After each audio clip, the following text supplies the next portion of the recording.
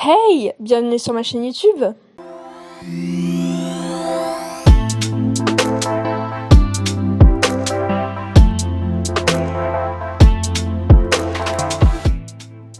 Alors, comme promis, voici la deuxième partie sur l'épreuve orale de français. Si jamais vous n'avez pas vu la première partie, je vous invite vivement à la regarder pour connaître en détail tout le déroulement de l'épreuve orale de français, avec bien sûr plein d'astuces en plus. Donc dans cette vidéo, je vais dans une première partie vous partager tous mes conseils pour réussir au mieux votre épreuve orale, avec bien sûr plein d'astuces de comment faire une bonne fiche de révision, comment apprendre efficacement, comment avoir une bonne lecture expressive, etc.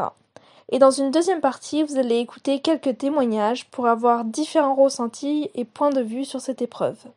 Bref, j'arrête de parler et je vous laisse avec la première partie de cette vidéo. Alors maintenant, je vais vous partager tous mes conseils pour réussir au mieux cette épreuve orale. Alors tout d'abord, mon premier conseil est de faire vos fiches au fur et à mesure de l'année et ne pas vous prendre à la dernière minute. Si jamais vous avez un week-end pas trop chargé ou que vous avez une heure de pause, je vous conseille d'en profiter pour faire au moins une fiche. Alors ça vous prendra 2 heures à tout casser et au moins vous serez libéré d'une grosse charge. Mais d'ailleurs, c'est bien beau de dire ça, mais comment fait-on pour avoir une belle et bonne fiche pour l'oral de français? Alors pour ma part, je fais mes fiches sur ordinateur. Donc tout d'abord, à l'aide de l'application Google Doc, je marque le titre, l'objet d'étude et une courte biographie de l'auteur. Bon, je vous avoue que cette biographie ne m'a pas servi à grand chose, mais au moins tu sais un peu plus de la vie de l'auteur. Ensuite, je marque mon introduction que j'apprendrai par cœur par la suite.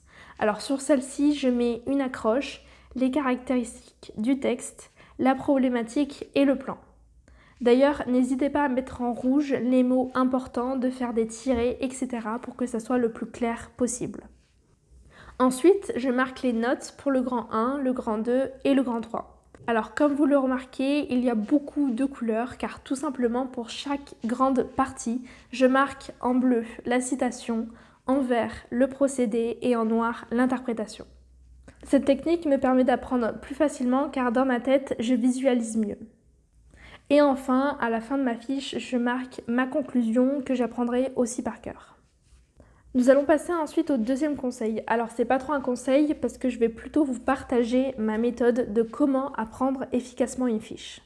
Alors tout simplement, la première étape est de mettre en face de vous votre fiche de révision et votre extrait vierge dont vous avez fait entre 2 ou 3 exemplaires. Ensuite, en même temps d'apprendre la citation, son procédé et son interprétation dans votre fiche, vous allez regarder dans votre extrait vierge où la citation se situe. Alors si vous voulez, vous pouvez, pour mieux la visualiser, la surligner. Une fois que vous connaissez le procédé et l'interprétation pour chaque citation, vous pouvez passer à la deuxième étape. Avant de faire cette deuxième étape, je vous conseille de faire 5-10 minutes de pause pour rafraîchir votre mémoire. Donc vous allez enlever votre fiche des révisions des yeux, vous la mettez je sais pas où mais pas sous vos yeux et vous allez avoir juste en face de vous votre extrait vierge. Alors j'ai bien dit vierge, donc si jamais vous avez surligné avant, prenez un autre exemplaire de cet extrait. Vous allez ensuite lire votre texte et essayer de surligner les citations dont vous savez que vous devez dire leur interprétation et leur procédé. Ensuite, vous allez dire à l'oral l'introduction que normalement vous avez appris par cœur, l'interprétation des citations surlignées avec leur procédé et la conclusion que normalement aussi vous avez appris par cœur. Répétez cette étape plusieurs fois pour que ça soit assez fluide pour vous et que vous soyez à l'aise à le dire. Ainsi, grâce à cette technique, vous n'allez plus dépendre de votre fiche de révision. Car souvent les personnes, elles apprennent les fiches de révision par cœur comme ça et quand on leur enlève des yeux, elles ont juste l'extrait vierge sur leurs yeux et ne savent plus dire l'analyse linéaire. Et ça, c'est une mauvaise chose parce que durant votre épreuve, vous n'aurez pas votre fiche de révision. Logique. Mais vous, grâce à cette méthode, vous ne serez pas perdu si on vous enlève votre fiche de révision parce que quand vous regardez votre extrait vierge, vous savez directement identifier les citations dont vous devez dire leur procédé et leur interprétation. Bien sûr, n'hésitez pas à repérer sur votre extrait les différentes grandes parties en découpant votre extrait en plusieurs paragraphes. Par exemple, dans mon extrait, je sais que ici c'est mon grand 1, ici c'est mon grand 2 et ici c'est mon grand 3. Mon troisième conseil est de vous entraîner le plus possible à dire votre analyse linéaire à voix haute. Ceci permet de réduire votre stress car vous serez habitué à le réciter à l'oral et ça vous enlèvera un peu vos tics de langage comme les les donc, etc. N'hésitez pas aussi à vous chronométrer lors de votre analyse que vous dites à voix haute parce que je vous rappelle, vous avez seulement 8 minutes. Mon quatrième conseil est d'apporter lors de votre épreuve une montre. C'est primordial. Vous pouvez ainsi gérer plus facilement votre temps et savoir combien de temps il vous reste, etc. Croyez-moi, le temps passe beaucoup plus vite qu'on ne le pense. Par exemple, les 30 minutes de préparation, ils passent ultra vite. Sur mon cinquième conseil, je vais te donner toutes les clés pour réussir ta lecture expressive. Donc tout d'abord, pour avoir une lecture expressive de votre extrait, je vous conseille de lire plus lentement, car souvent, devant l'examinateur, on a tendance à lire rapidement à cause du stress. Alors bien sûr, c'est tout à fait normal qu'on stresse et qu'on lit rapidement, mais pour éviter cela, je vous conseille de respecter la ponctuation, donc les points, les virgules, etc.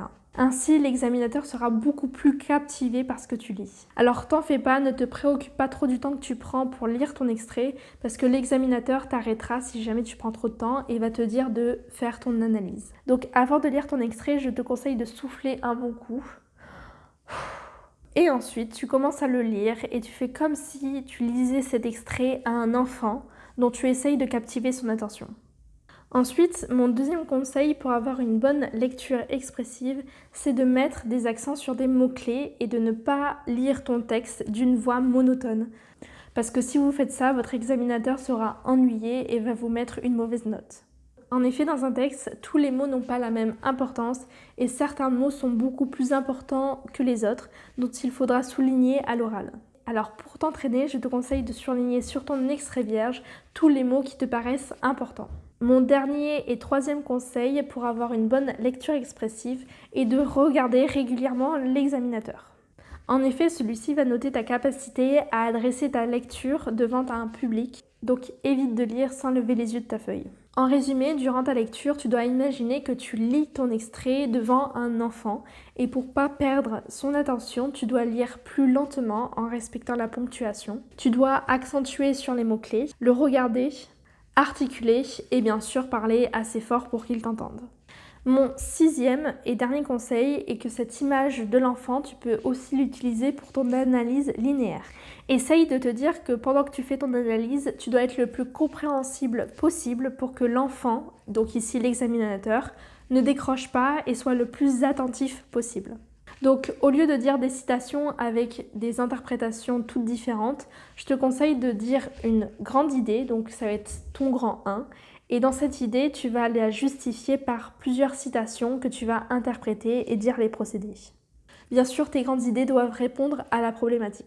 N'hésite pas aussi à utiliser des mots de liaison comme en effet, cependant, ainsi, en conclusion, etc. Car cela va t'éviter tous les et les donc que tu vas dire à chaque début de phrase. Bon, maintenant que je vous ai partagé mes 6 conseils, j'espère vraiment qu'ils vous ont aidé. On va passer à la dernière partie de cette vidéo. Donc je vais vous laisser avec les différents témoignages pour avoir le ressenti. Salut, c'est Noémie. J'ai passé mon bac de français en juin de l'année dernière et je vais ici vous donner mes quelques conseils que j'aurai pour les futures premières. Tout d'abord, pour l'épreuve orale, pour la partie avec l'explication d'un texte, je vous conseille déjà de faire vos fiches au fur et à mesure de l'année. Mais il faut aussi savoir faire des fiches bien construites, c'est-à-dire que vous mettez que les choses que vous comprenez. Et les fiches, il ne s'agit pas de réécrire tout le cours bêtement, mais de reformuler les phrases ou au mieux de ne pas faire de phrases, faire juste sous forme de mots-clés avec des flèches, etc. Pour que ensuite, quand vous lisez la fiche, ce soit votre cerveau qui refasse l'histoire et ça vous permettra de mieux retenir, je trouve. Pour la partie avec la présentation de l'œuvre ainsi que l'entretien, sur les 2 minutes ou 3 de présentation de l'œuvre, il faut vraiment que vous fassiez quelque chose de personnel, pas que tout le monde fait, parce que les examinateurs, pendant une semaine, ils entendent des gens qui racontent la même chose, c'est un peu lourd. Du coup, il faut vraiment que vous essayiez de trouver un lien, je sais pas, par exemple, entre votre passion et cette œuvre, ou entre quelque chose que vous appréciez beaucoup, ou quelque chose comme ça pour vous différencier un petit peu des autres. D'ailleurs, dans cette petite partie de 2-3 minutes, je vous conseille de lancer plusieurs perches pour votre examinateur. Comme ça, en fait, il va revenir dessus, il va vous poser des questions sur ça parce que vous ne l'aurez pas assez approfondi, mais ce sera sur des choses que c'est vous qui avez choisi de présenter, donc vous êtes censé mieux connaître. Voilà. L'année dernière, j'étais en première voie générale et j'ai passé l'épreuve de français pour laquelle j'avais une grosse appréhension au début. Je me suis mise à réviser relativement tôt. J'étais dans les premières à me mettre à réviser. Et donc aux vacances d'avril, j'ai commencé à faire mes fiches sur les textes. Donc je les ai finis un peu après l'arrêt des cours. Donc j'y allais tranquille, mais j'ai commencé tôt quand même. Donc ça m'a permis d'aller à mon rythme. Ensuite, après l'écrit, j'ai commencé à m'entraîner tous les jours sur les textes et aussi sur la grammaire. Donc pour les textes, je m'enregistrais comme là. Et donc j'ai fait chaque texte au moins une fois. Et ensuite sur la grammaire, j'avais fait des fiches que j'ai apprises par cœur. Sinon le jour J, pareil, j'avais un peu peur. Et par contre j'avais tout appris. Donc j'étais satisfaite du travail que j'avais fourni. Et ça c'est important aussi d'être satisfaite de soi. Donc ce jour-là, j'avais mal au ventre, mal à la tête, j'avais mes règles quoi. Et donc ça s'est passé moins bien qu'à la maison. J'étais un peu déçue à la fin de ne pas avoir fait aussi bien qu'à la maison. Mais ça, c'est aussi les examens. On fait jamais aussi bien que chez soi, dans son intimité quoi. Face à un examinateur, ça se passe toujours moins bien quoi. Et l'oral, j'avais fait des erreurs, j'avais quelques regrets, de choses que j'avais oublié de dire ou j'avais bégayé, mais dans l'ensemble, c'était un très bon oral, quoi. Et j'ai eu une bonne note, j'ai eu 20 d'ailleurs, très bonne note. Donc l'entraînement, il faut savoir que ça paie, quoi qu'il arrive le jour de l'épreuve, vous aurez toujours une bonne note. Après, si vous avez compris vos textes et que vous avez une interprétation perso, ça devrait marcher, quoi. Il n'y a pas de raison que ça marche pas. À part forcément si votre examinateur est pas sympa ou autre. Donc ici c'est plutôt du domaine de la chance. Donc faut aussi savoir que si vous n'avez eu pas de chance sur cet oral de français, vous aurez sûrement plus de chance sur une autre épreuve ou quelque chose du genre. Puis aussi, si vous avez eu une bonne moyenne de français au cours de l'année, bien sûr Parcoursup, ils peuvent le voir aussi, même si ça compte pas dans le bac, c'est pas la fin du monde, quoi. Bonjour, alors moi je suis au lycée Jules Michelet à faire une section spéciale qui est la section Bachibac, mais en fait ça change rien pour les épreuves de français, du coup voilà, j'ai les mêmes que tout le monde. Alors pour l'oral, déjà j'ai largement préféré l'oral que l'écrit. Pour l'analyse, je suis tombée sur la poésie. Toute l'année on m'avait dit de faire des fiches, donc j'en ai fait plein.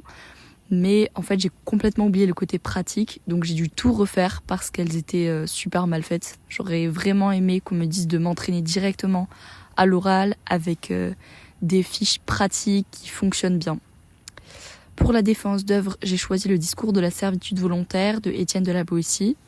Le fait d'avoir une discussion où à la fois mon examinateur et moi étions intéressés et on rebondissait sur ce que disait l'autre a permis vraiment un réel échange de nos ressentis sur la lecture en général et ça a été super intéressant et enrichissant. Un conseil que j'aurais à donner à quelqu'un qui ne sait pas quelle lecture choisir est de vraiment prendre celle qu'il a préférée et non pas celle qui est tactique, genre celle qui est courte ou celle où il y a un gros cours dessus qu'a fait la prof ou des trucs comme ça. Parce que vraiment, c'est super dur de défendre un livre que vous n'avez pas choisi parce que vous l'aimez, quoi. Et aussi dans mon lycée, j'ai pu avoir un bac blanc qui a permis de me rassurer en m'entraînant une fois. Mais j'ai beaucoup d'amis qui en ont pas eu. Donc je leur ai fait passer un faux bac blanc sur la défense d'œuvre. Parce que je connaissais les questions types et du coup, je pense que ça les a bien aidés. Ce qui est plutôt pas mal. Bon, voilà, c'est fini pour les témoignages et aussi pour la vidéo sur l'épreuve orale de français. J'espère grandement que cette vidéo vous a plu et vous a aidé. Si c'est le cas, n'hésitez pas à mettre un pouce bleu et à vous abonner à ma chaîne YouTube. Sur ce, je vous dis au revoir et à bientôt pour une nouvelle vidéo. Salut!